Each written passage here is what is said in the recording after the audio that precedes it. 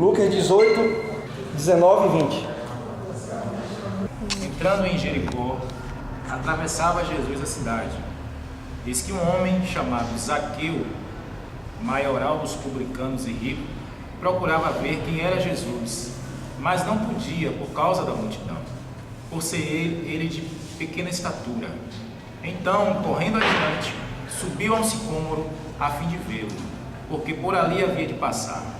Quando Jesus chegou àquele lugar, olhando para cima, disse: Zaqueu, desce depressa, pois me convém ficar hoje em tua casa. Ele recebeu a toda a pressa e o recebeu com alegria. Todos os que viram isto murmuravam, dizendo que ele se hospedara com um homem pecador. Entre mentes, Zaqueu se levantou e disse ao Senhor: Senhor, resolvo dar aos pobres a metade dos meus bens, e se em alguma coisa tenho defraudado alguém, restituo 4 vezes mais.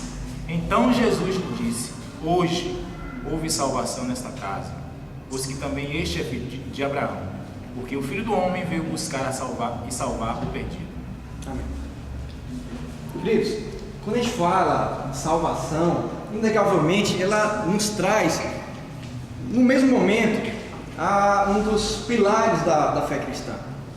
É a salvação. Quando a gente fala que Jesus nasceu, que Ele morreu e ressuscitou, né? Ele nos dá por convicção que nós estamos ali buscando essa salvação. Só que em um certo momento da história, essa parte da salvação ele ficou muito no plano metafísico, sabe? Como eu falei na introdução aqui, que a gente criou uma necessidade de falar de salvação só pelo fato daquilo que vai acontecer na eternidade, do plano metafísico, daquilo que foi falado como o céu, como aquilo que a gente conquista porque a gente não peca, né? Que a gente se santifica e que a gente se afugenta de qualquer artimanha de Satanás que nos tirará a salvação. Essa talvez seja uma das necessidades da religião colocada para nós para alcançar o precioso prêmio do fim da nossa existência ou da nossa caminhada. Essa é a grande proposta da religião. Só que isso também, irmãos, não é só apresentado na fé cristã. Em várias religiões se prega isso, se prega um grande prêmio que será conquistado lá no final, né? E aí se coloca muito também em outros ambientes religiosos, no plano metafísico, de um prêmio a ser conquistado mediante principalmente o seu esforço próprio. Isso é um dos grandes pilares de qualquer religião. Mas o que no grego, quem gosta de estudar um pouquinho e ir lá perceber no grego, no original do Novo Testamento, fala lá soteria, soteria, que é uma palavra grega que fala de salvação. Mas o contexto dessa palavra, aplicada nesses momentos aí, de tudo que a gente listou aqui, da história lá do rico, né, do publicano, do Zaqueu e de outras passagens que a gente acabou de ler aqui, sempre colocado o cego também, ou seja, usando essa palavra, e ele traz no contexto original dele como cura, libertação, redenção. E aí como se aplica isso? Como salvação, e aí nessa tradução, na transliteração e na tradução disso, nos traz salvação. Mas diante de toda a nossa história, da nossa percepção e o que foi nos apresentado, quando a gente fala de salvação, a gente entende agora que Jesus chama Zaqueu, e aí ele vai fazer uma refeição e vai sentar com aquele camarada que, logicamente, os religiosos o acusaram. Como é que você vai sentar à mesa de um publicano, pecador? Como é que você vai fazer isso?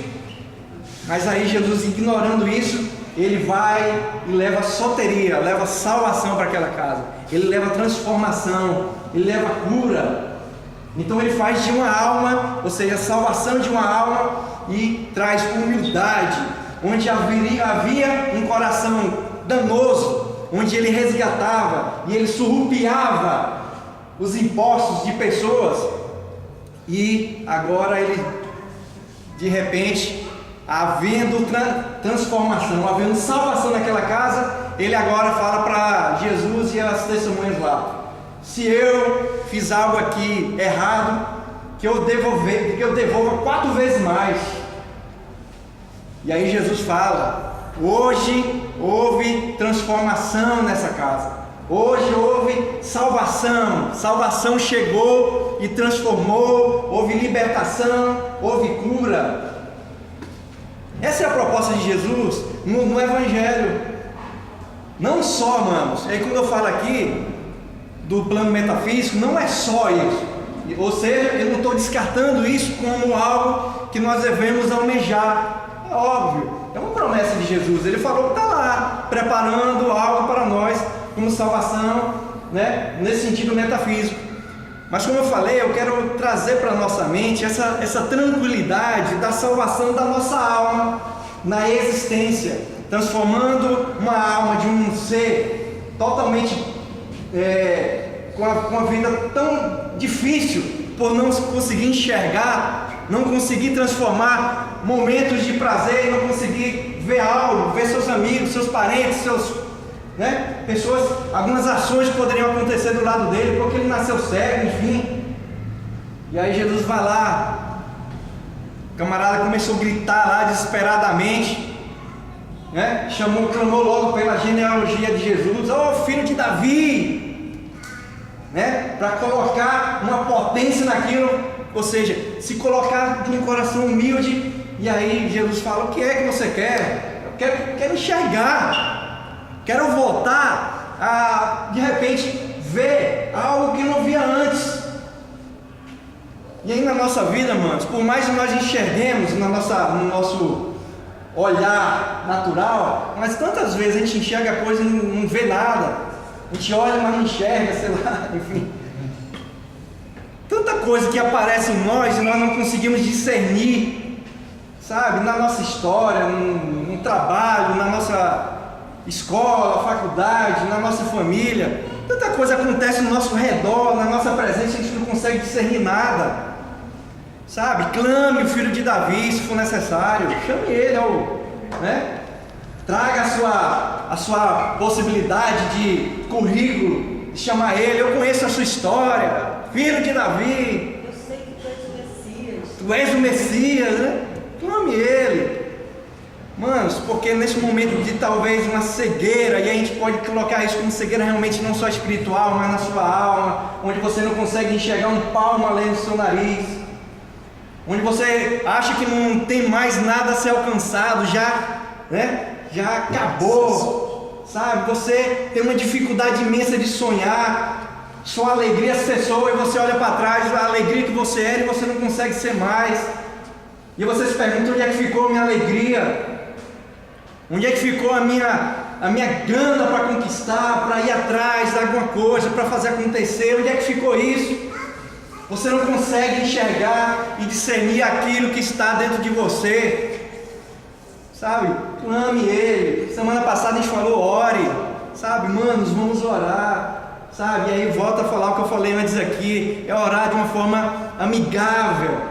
Esqueça essa coisa religiosa da eloquência, das palavras difíceis que talvez você nem compreenda. Fale como se você estivesse falando com alguém tão próximo de você, porque ele é próximo de você, sabe? E aí Jesus vai olhar para você, como ele falou com o cego, falou: mano, continue caminhando, a tua fé te salvou, a tua fé soteres. Houve transformação, redenção na sua vida hoje. Você vai conquistar aquilo que estava cego, transparecido na escuridão. E aí Jesus olha para você, te cura. E aí hoje chegou salvação nessa casa, sabe? Houve salvação no seu coração, houve salvação na tua alma, sabe? Tanta dificuldade, tanta intelectualidade que a gente traz para a nossa caminhada, nos tornando seres tão difíceis de relacionar com Jesus. E aí Jesus encontra um rico lá que, cara muito estudioso, conhecedor da palavra, altamente o seu currículo bastante cheio de convicções. E aí ele repete: eu faço tudo aqui, eu guardo toda a lei de Moisés, guardo a lei do Taná, da Torá, tudo, faço tudo. Ah, você faz tudo, o que você faz? Sabe, Jesus, eu acho muito interessante na história e nos confrontos de Jesus, que ele sempre vai nos confrontar daquilo e com aquilo que a gente sabe, né? Você acha que está sabendo bem ou não sabe nada, é nisso que ele vai confrontar você, não para simplesmente colocar você como um ser humilhado, não. Ele quer mostrar pelas suas convicções. Isso se chama consciência. E aí o rico lá fala: não, eu guardo todos os mandamentos, faço isso, faço aquilo. Aí Jesus vem e fala: beleza, você é show, né? Você está, né, completo. Agora faça uma coisa que está faltando para você: venda tudo que você tem aí e dá para os pobres. Aí acabou com o camarada, porque aquilo que ele tinha convicção em guardar todos os mandamentos, as leis, todos os dogmas, todos os padrões estabelecidos de alguma forma, tanto pela sociedade, pelas gerações e pela religião. E aí ele fala: vai lá, isso aí para você, beleza, é bom, faça. Agora venda tudo e dê para os pobres. Aí desarmou ele, acabou com ele. Ele teve que sair de perto de Jesus, porque o fato de enxergar, e aí volta sempre, ele faz umas conexões interessantes aí de se enxergar, porque no momento que Jesus confrontou ele se enxergou. E aí, mano, o convite mais uma vez para vocês, e a proposta para todos nós aqui: nos enxerguemos todos. Enxergue a sua limitação, enxergue a sua possibilidade de saber coisas que eu não sei, mas ao mesmo tempo se coloque em posições que Jesus vai tratar você, sabe, para não sair como ele, para ser um exemplo daquele que, poxa, é mais fácil encontrar um camelo passando na agulha, né? Na verdade, agulha no sentido, era uma passagem que existia como se fosse pontes, e aí tinha aquelas aberturas que eram muito pequenas para a questão de ter sustentação nas pontes. Quem a gente fala agulha pensa logo que é agulha de costurar, né? Mas os camelos não conseguiriam passar, como se fosse quem é do parte rural e da roça, que a gente faz aqueles mata-burros, né? Os animais não passar, mais ou menos aquilo lá, só que era por baixo. E aí ele chega: é mais fácil um camelo passar aqui direto do que um rico que ama a riqueza passar e entrar no reino dos céus. E aí ele chama novamente, e aí provavelmente quando eu falo reino dos céus, o plano metafísico explode na nossa mente, né? Como se eu estivesse pedindo para vocês fechar os olhos e começasse a imaginar o céu. Viria logo, talvez aí em alguns momentos, ver as estrelas, outros já ia ver se eu fosse num ambiente religioso, já ia ver logo as ruas de ouro, né? Começar a criar vários ambientes metafísicos. Mas o que ele chama novamente é para que esse que ama a riqueza não vai conseguir fazer o que ele fez. Jamais ele ia fazer, né, de vender tudo e dar para os pobres. Imagine Zaqueu, que fez isso.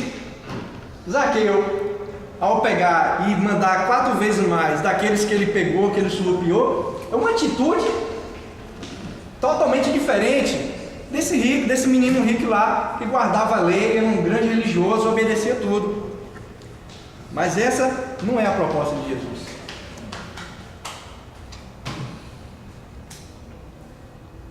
Quando a gente fala, manos, dessa questão de Zaqueu, por exemplo, que ele chama a nossa existência na caminhada para compreender a salvação na existência, ou seja, transformar. E aí eu quero reforçar muito isso na mente de vocês hoje, sabe? Mas como ser salvo, né? Como ser salvo, como conquistar a salvação? E agora eu sou salvo? O que é que eu preciso fazer? Será que o que eu estou fazendo é suficiente para manter e ser salvo? E aí eu quero nessa noite, se ao final a gente ter essa convicção que a gente pode sim ter isso, para mim vai ser algo que vai encher o meu coração de alegria, porque entender que a salvação é na existência, além do plano metafísico, que também é o nosso objetivo, que a nossa caminhada, que a nossa alma seja salva. Ele tem uma passagem bíblica e ele fala que adianta terminarmos o mundo e perdermos a nossa alma, né? E aí eu chamo para vocês entender também esse versículo como algo na existência, porque o que tem de pessoas que não conseguem se enxergar e aí ele conquista tudo, são pessoas altamente felizes em tudo que ele faz, sabe? Mas ao mesmo tempo a alma dele é uma alma que não consegue ser suficientemente preenchida, sabe? Ele tem tudo, de uma forma de bens, de uma forma de intelecto, de conquistar as coisas, sabe? Mas ele, ao olhar para o espelho, ele não consegue se enxergar, e muitas vezes ele se pergunta: quem sou eu? Quem sou eu? E aí não consegue nem mais entender aquilo que ele é. E aí, irmãos, eu quero chamar a atenção de vocês de ser o que vocês são aqui e agora, sabe? Porque em muitos modelos aí faz de nós simplesmente bonequinho de chumbo formatado, derretido, jogado ali numa forma, e aí a gente desenforma aquilo e agora eu sou isso aqui. Irmãos, o que Jesus quer, e aí ele chama sempre a nossa mente, é convicção de consciência, é aprofundamento da consciência.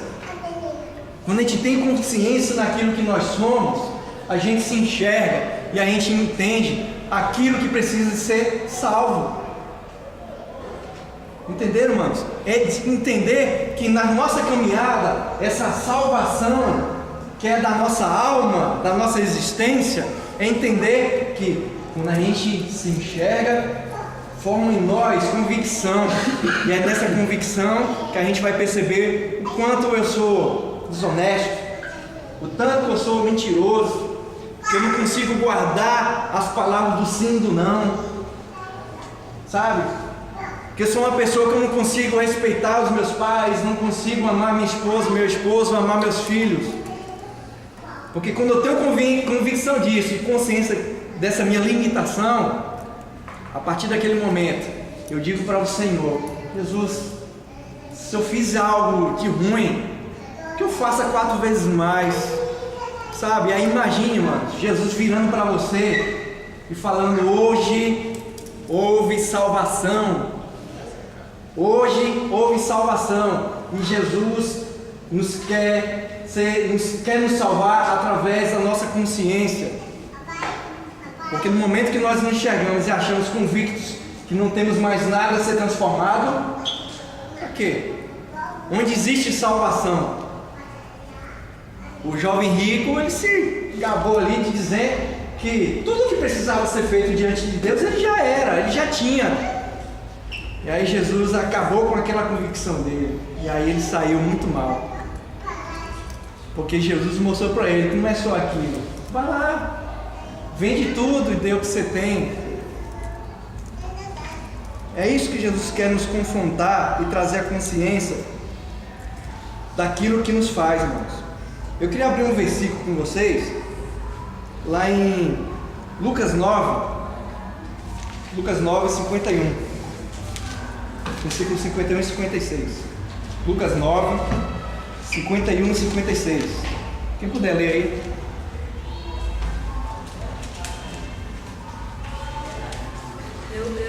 Eu acho, Edivão, que, por exemplo, acerca dessa salvação aí contínua, eu acho que o que Jesus está querendo falar é que cada dia eu possa trazer um pouco mais de luz para a minha vida, que é essa salvação, né? Por exemplo, assim, na minha caminhada, eu estou caminhando e estou fazendo, de repente eu me pego fazendo algo e eu digo: puxa vida, eu acho que isso está muito errado.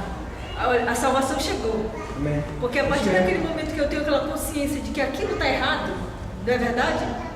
Deus imediatamente olha para mim e diz: bem, ela já percebeu, sim, ela já sabe onde está o erro, e agora ela vai mudar, a gente vai mudando, né? A gente vai mudando as nossas trajetórias, a gente vai mudando, entendeu? Que a gente, esse rapaz aí, esse jovem rico, esse homem milionário aí, ele só não soube discernir qual era a riqueza realmente, a riqueza mais importante, né? Ele não soube discernir a riqueza, ele pensou que a riqueza dele fosse, entendeu? Cumprir todos os Ele mandamentos. supervalorizou a riqueza dele e estava olhando para a maior de todas as riquezas que Deus ofereceu para ele, que foi o reino, né? Vem, o convite foi, dá e vem, e segue. E eu acredito, Aí você né? vai ver que a verdadeira riqueza, né? Eu acredito então, que pelo eu fato acho... dele ter saído daquela forma, ele se enxergou. E aí o fato dele ter se enxergado, naquele momento Jesus o convocou agora para ele se enxergar. Eu falei, poxa, e agora? Exatamente, Né? se ele tivesse deixado a luz. E de repente é coisa, né?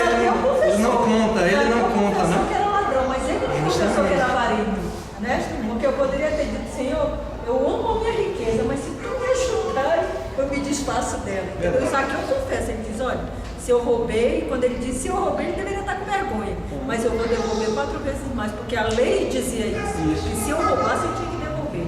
Na verdade, 4 vezes mais eu teria que dar. Se eu roubasse um boi, eu teria que devolver 4. Vamos nessa parte. Lucas 9, versículos 51 a 56. Quem achou já? Cadê?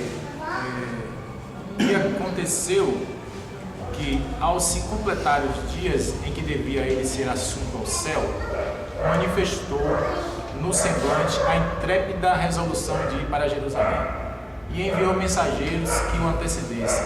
Indo eles, entraram numa aldeia de samaritanos para lhe preparar pousada. Mas não o receberam, porque o aspecto dele era de quem decisivamente ia para Jerusalém. Vendo isto, os discípulos Tiago e João perguntaram: Senhor, queres que mandemos descer fogo do céu para os consumir? Jesus, porém, voltando-se, os repreendeu e disse: Vós não sabeis de que espírito sois, pois o Filho do Homem não veio para destruir as almas dos homens, mas para salvá-las, e seguiram para outra aldeia. Então, salvar a alma é torná-la espiritual, revestida de humildade e serviço ao próximo, em amor. Em amor. E aí, quando Jesus fala isso, ele nos faz ser filhos de Deus através do reino dele, nos faz filhos do reino de Deus, sabe? Jesus, ele tinha convicção da sua missão, ele sabia de que forma poderia nos salvar. E aí tudo isso na sua caminhada, no seu ministério, foi para nos mostrar isso, que ele veio para salvar, sabe? E aí nos coloca lá com um serviço em amor. E essa salvação, que é extremamente aí, Jesus fala em vários versículos, em várias formas. Se vocês lerem lá, você vai perceber Jesus falando sempre de salvação, como aquilo que a gente falou aqui, como redenção, transformação, cura, sabe? E em nenhum momento, especificamente na maioria das vezes, ele falava: vai, caminhe, a tua fé te salvou, vai, não peques mais, sabe? A proposta dele é que nos empurre e nos estimule para a caminhada e compreendendo que essa salvação é na existência. Como Maria Madalena lá ia prestes a ser apedrejada, e Jesus fala: cadê?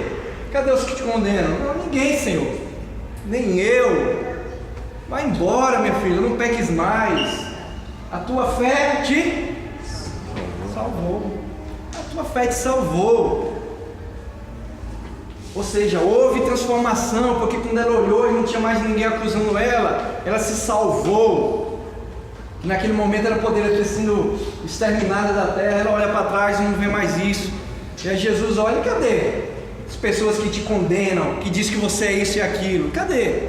Não, vai embora, minha filha, já houve salvação para você. Jesus só falava isso, só confrontava. Diferente disso, quando tinha os hipócritas lá, que é mais fácil dizer que ele está salvo ou dizer que ele caminhe, levante aí, você que está todo, né, com as pernas travadas. É mais fácil dizer o quê? Se você acha que é muito difícil dizer que ele está salvo, então vamos mandar ele levantar aqui uma pessoa que ficou a vida toda aleijada. E aí Jesus vai e ele tem salvação também na vida daqueles que precisam de cura. E aí nós cremos sim em tudo que o Evangelho nos ensina a crer. Por isso que quando você vê alguém precisar de oração, ore, mano. Creia. Creia que porque haverá salvação onde você está. Sabe? É compreender isso e ter convicção que haverá salvação. Não porque você levou a salvação. A gente não leva nada, pelo amor de Deus. Isso é graça, é mediante um presente de Deus para nós. Sabe? Isso é fé, isso é crer. Sabe? Ah, mas o que eu faço? Eu tenho que agora cumprir o ID de Deus, né? Nós vamos agora lá, tem uns moradores de rua, vamos lá, porque nós precisamos levar salvação para eles. Manos, esqueça isso. Saia dessa, como a gente fala aqui, né? Se saia. Porque a salvação não vem por intermédio de você e nem pela informação que você leva. Sabe? A salvação não tem característica em nós. Tem característica no amor em nós. Porque é uma característica daqueles que são salvos. Eles amam. Então a resposta é: como eu sei se eu estou salvo? Então a resposta é uma, irmãos. Ame. Ame. Essa é a resposta para quem tem dúvida da sua salvação. Não há dúvida para quando a gente entende que a nossa caminhada não é à toa, que Jesus sempre clamou: tua fé te salvou. E tudo isso foi característica de quem ama. Jesus amou incondicionalmente. Ele morreu de uma forma vergonhosa. E é por isso que eu digo para vocês: não por arrogância, não por nada que há em mim, porque nada em mim realmente presta. A condenação emana em mim. Eu sou condenado, já sou culpado, reconheço isso. Mas a graça de Deus me salvou. E é mediante o amor dele a mim, eu tenho convicção de dizer: eu sou salvo. E aí eu crio também, manos, a metafísica disso. E também crio na minha existência. Apesar das minhas limitações, das minhas dificuldades emocionais, de compreender certas coisas da vida, e eu sei que cada um de nós aqui tem. Isso não é para nós negarmos as nossas dúvidas. Reconhecer e ter convicção da nossa salvação não é ter dúvida e não achar que agora viveremos sem nenhum tipo de problema. É achar que todas as nossas perguntas terão respostas e respostas imediatas, como se fosse uma postagem virtual, numa rede social, ou de um e-mail, ou de um SMS de um celular. A resposta da salvação é característica de amor. Então, manos, amemos. O Evangelho não é simplesmente uma informação. Não é uma característica daquilo que precisa ser seguido. Sabe? E isso é algo de presente para mim, presente para nós. E aí, ter essa resposta em dizer que a fé não é simplesmente uma confissão. Aí você dizer: não, eu tenho fé, eu creio, eu faço. Não. É você abrir a sua mente e, quando você falar disso, é você encarar como se fosse uma profissão. É uma profissão. Se eu começar a perguntar aqui a profissão sua, você vai dizer com convicção. Sabe? Então não é só você proferir isso, é você encarar isso como uma profissão. Jesus responde isso, mano. Sabe? E se a gente for buscar isso na palavra, e aí ele fala, lá na lei, nos profetas, ele diz isso. Desde lá da antiguidade: ame o seu próximo, ame o seu próximo. Isso é fruto da nossa caminhada. Sabe? Não é salvo aquele que ainda não aprendeu a amar.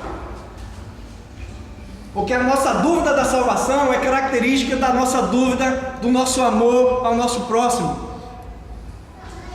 Isso é que nos faz ter dúvida da nossa salvação. Então, uma característica específica da nossa dúvida da salvação: mano, aprenda a amar, sabe? E todas as suas ramificações e desdobramentos provenientes da sua ação em amor. Porque a resposta para essa pergunta, eu sou salvo, serei salvo, como eu posso ter certeza da minha salvação? Olhe para você e veja se em você existe amor. Aquele que ama está salvo. Esse é o convite de Jesus na sua caminhada e a prova de amor inquestionável da nossa existência como servo, discípulo do Senhor. É olhar para Jesus, que é o amor em pessoa. E aí ele fala, aquilo que eu poderia dar de melhor para garantir a sua dívida, algo que você já não tinha mais, que era a salvação. Condenação garantida, era o que nós tínhamos. Na verdade é o que nós temos. Condenação eterna é o que nós temos. Mas diante do amor incalculável de Jesus, nós podemos dizer com humildade, dizer, eu sou salvo. Mas não é porque simplesmente eu tenho convicção da informação que chegou a mim, mas é porque a cada dia eu me estimulo mais e mais a amar as pessoas que não me amam, a perdoar aqueles que não me perdoam, aqueles que me perseguem. Porque que mérito há em amar aqueles que nos amam? Não há nada. Então, manos, o convite, a minha provocação para vocês hoje, e que fique na nossa mente, no nosso coração, que essa tranquilidade de caminhar na nossa existência e entender que a nossa salvação não é mediante a nada que você faça ou deixe de fazer, sabe? No plano metafísico, mas no plano da existência, você é estimulado a assumir as suas responsabilidades, para o bem e para o mal, para o justo e para o injusto. Que você encare que essa salvação, que é a palavra grega lá, soteres, que haja salvação, haja transformação, redenção da sua alma, sabe? Que haja paz, pacificação, que você possa olhar para dentro de você, se enxergar, e aí como o Ned falou, reconhecendo aquilo, e a partir daquele momento não lutar contra isso, porque isso faz parte de você, mas é buscar transformação, é reconhecer que aquilo está ali, é o espinho na carne de Paulo, onde Jesus falou que é nessa fraqueza que eu lhe farei forte.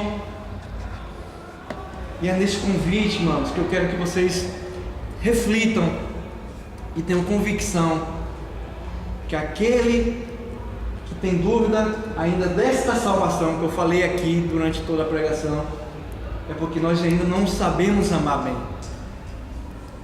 Então aquele que ama, aquele que quer ter essa convicção de salvação, que ame. Amém? Amém? Amém. Muitas pessoas elas têm dúvida acerca da salvação, porque elas ficam em convicções, e convicções podem mudar. Sim. Né? Mas quando você tem fundamentos, não. Quando você está solidificado no amor, aquilo que consciência, Deus né? Essa consciência interior que provoca não uma atitude única de um evento isolado de um dia, mas uma transformação contínua, uma processo, né? Um processo a cada dia, uma caminhada nova, uma nova descoberta, um novo andar com o Senhor, né? Uma experiência com o poder de Deus, uma experiência com a graça do Senhor a cada dia. Então é uma experiência contínua, não única. Então as pessoas acham, não, levantei minha mão, fui lá no culto religioso, verdade, entendeu? E estou salvo. E quando é confrontado, quando esses fundamentos eles não estão solidificados na fé, a dúvida vem. Então a salvação, esse é o que eu entendo, é esse processo contínuo de caminhar com o Senhor, experimentar essa graça, esse reconhecimento interno que vai gerar transformação. Porque ninguém que experimentou a Cristo ficou do jeito que está. A transformação é inevitável. em toda a minha trajetória e aquilo que eu fui ensinado e a minha adolescência, a gente ouviu muito, talvez vocês passam por isso, ou passaram, ou talvez tenham passado, que você estava no céu de manhã, de tarde você estava no inferno, de noite você reconhecia, estava no céu de novo, sabe? Aquela luta interminável com a sua alma, como se você ficasse ali, meu Deus, se eu morrer agora, né? Muitos fazem essa pergunta até hoje, se eu morrer agora, para onde é que eu vou? Sabe? Manos, eu quero que vocês nessa noite, que de repente há na sua existência coisas que precisam de salvação, né? Alguma redenção, alguma libertação, como a gente começou aqui, na sua existência, aquilo que não tem feito bem a você, aquilo que não tem feito bem a alguém que você está muito próximo, que não tem feito bem de uma forma geral, amém? Eu queria que você refletisse nisso e aí eu estaria orando aqui, amém? Senhor Jesus, nós te pedimos, Senhor, porque sabemos que na nossa caminhada e na nossa existência há tantas coisas serem transformadas, sabe, Senhor, e precisamos entender que essa salvação que o Senhor sempre falou, que era uma salvação associada à cura, à libertação, à transformação, à redenção de algo que a gente precisa ter, que o Senhor possa estar trazendo à tona de cada um aqui a consciência, que a gente possa reconhecer aquilo que precisa ser convertido, que o Senhor possa nos fazer, Senhor, e estimular em nós o amor, a entender que a nossa caminhada, o amor, é o fruto do nosso entendimento do Seu Evangelho, não por absorção de informação, mas por profissão de fé mesmo, por entender que aquilo faz de nós sermos seres que dedicamos ao nosso próximo o amor. E quando eu falo isso, reconhecer também nós, o nosso amor a nós mesmos também, porque muitos de nós, na nossa existência, dos seres humanos, tem dificuldade até de se amar, mas que cada um aqui seja brotado novamente o seu amor próprio também, que eles fiquem tranquilos, em paz, que nasce nele uma pacificação que ele não percebia, e que o seu amor transborde de uma forma tão transbordante, Senhor, que essa salvação que chegou a ele seja apresentado 4 vezes mais em forma de amor ao seu próximo, a pessoas que o cercam, a ele mesmo, Senhor. Te agradeço, Pai, que o Senhor possa nos fazer ficar latente na mente essa reflexão, em nome de Jesus. Amém. Amém.